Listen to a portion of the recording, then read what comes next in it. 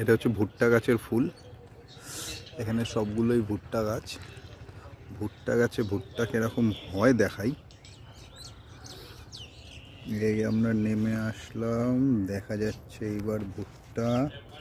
এই একটা ভুট্টা, তার নিচে এই আরেকটা ভুট্টা পাতার ফাঁক থেকে সুন্দর বেরিয়ে আছে।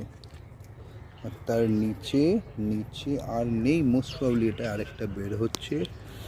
এই যে গাছ, এই যে পুরো গাছটা, উপরের দিকে সুন্দর ফুল, কাণ্ডর গায়ে বেরিয়েছে ভুট্টা। এটা পুরোটাই ভুট্টা চাষ হয়েছে এখানে। প্রতিটা গাছে পাতার ফাঁক ফাঁক থেকে উকি মারছে ভুট্টা।